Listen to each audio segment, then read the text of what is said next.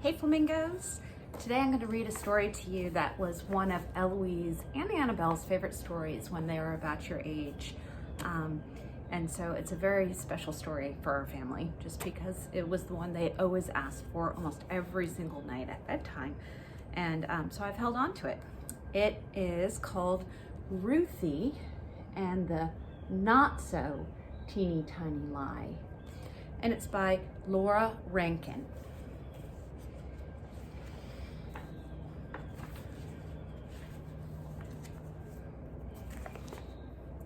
Kind of important. It says, for all the wonderful teachers who help our children through their not so teeny tiny troubles. And right now that's important because your mommies and your daddies and your grandmas and grandpas are also being your teachers right now. So I want them to know that this story is for them as well. Ruthie loved teeny tiny things. The tinier, the better. Her toys were the teeniest imaginable. She had dinky dinosaurs, itty-bitty trains, ponies no bigger than your pinky, and teddy bears that were barely there.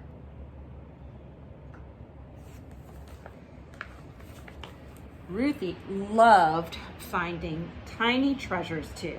At the beach, she searched for the smallest seashells. The flowers she picked were no bigger than fairy wings. She even had an eggshell from a hummingbird. And wherever Ruthie went, she carried some teeny tiny thing in her pocket. Do you like teeny tiny things also?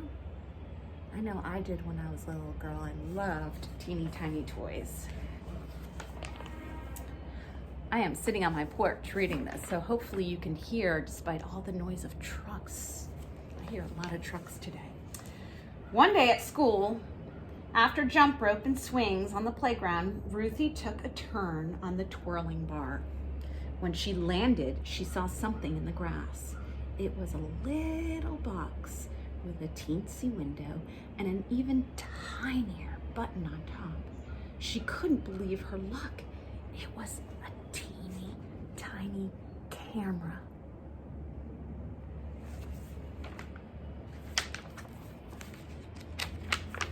Ruthie looked through its little window, and she pressed the button on the top to take a picture.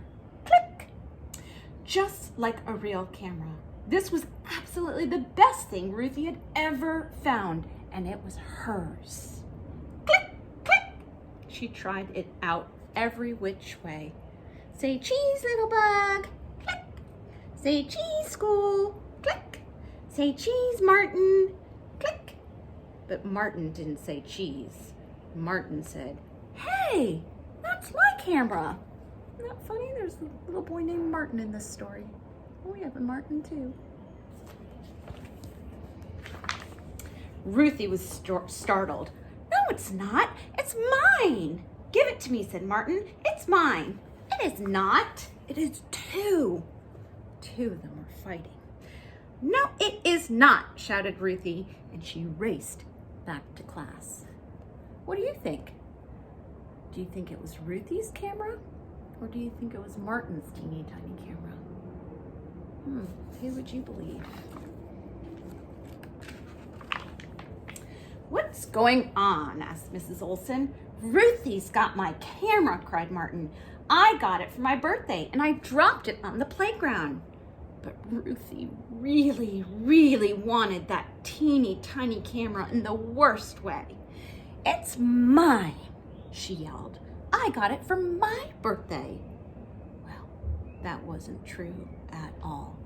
Not one teeny tiny bit.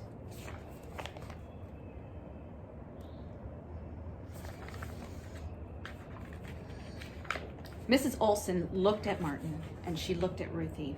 "Goodness, this is a problem," she said. "The camera can't belong to both of you. I'll keep it safe in my desk drawer for now. Let's talk about it again tomorrow." Ruthie's stomach flip-flopped all the rest of the day. Have you ever had a stomach flip-flop? Meaning it's really nervous and it kind of feels rumbly and yucky inside. She couldn't remember the answer to 2 + 2. And when Mrs. Olson read a story Every word flew straight out the window. That means that she couldn't pay attention to the story. She was just thinking about that teeny tiny camera. The bus ride home took forever. "Hi, Ruthie," said Mama. "How was school?" "Okay," mumbled Ruthie. How do you think Ruthie's feeling right now? Do you think she's feeling nervous? Think she's feeling sad? What are some other things she could be feeling? Dinner was macaroni and cheese, Ruthie's favorite, but she couldn't eat. Not one little bite. "Aren't you feeling well?" asked Papa. "I'm just not hungry," said Ruthie. At bedtime, Ruthie was close to tears.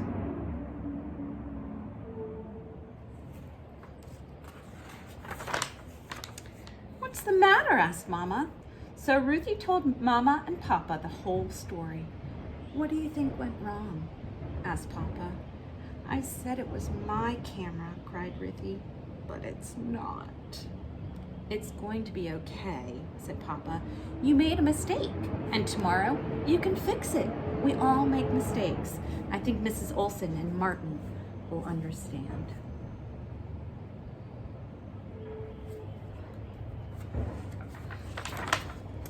But the next morning, Ruthie could barely eat.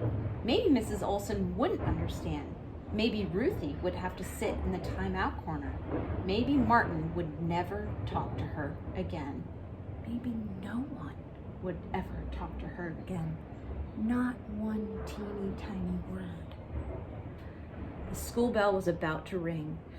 Ruthie took a deep breath and began the long walk to the front of the room.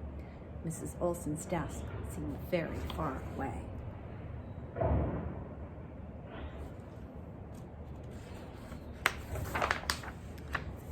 "Good morning, Ruthie," said Mrs. Olson. "I have something to tell you," said Ruthie in a very, very small voice. "The camera isn't mine. I didn't get it for my birthday. I found it on the playground." Now, how do you think Ruthie's feeling?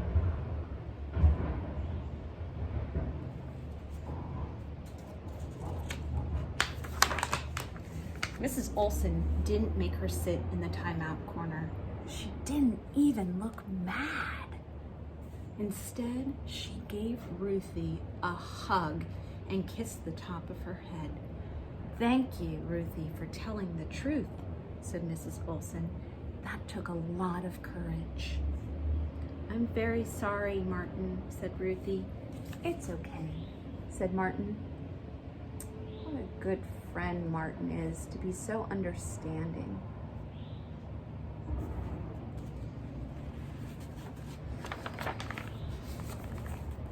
All at once, Ruthie's stomach stopped flip-flopping.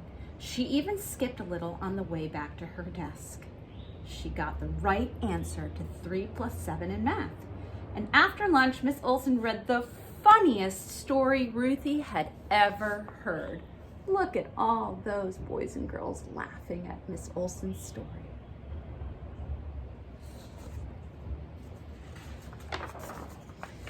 And on the short bus ride home, Ruthie realized she didn't miss the teeny tiny camera. Not one teeny tiny bit. Look at her face. I think she's feeling happy that she told the truth. Feeling proud of herself. Because you know what, boys and girls? Telling the truth is really, really hard, but it's also really important. And so that's a good story. It's a good lesson. And my girls loved to hear that because, you know, it's important to know that when you make a mistake, you can always apologize, and everybody around you will still love you for making the mistake and apologizing and saying sorry. And that's a good lesson, all right? So this, again, is called Ruthie and the Not So Teeny Tiny Lie by Laura Rankin. I hope you enjoyed that story as much as my girls do. See you soon, flamingos.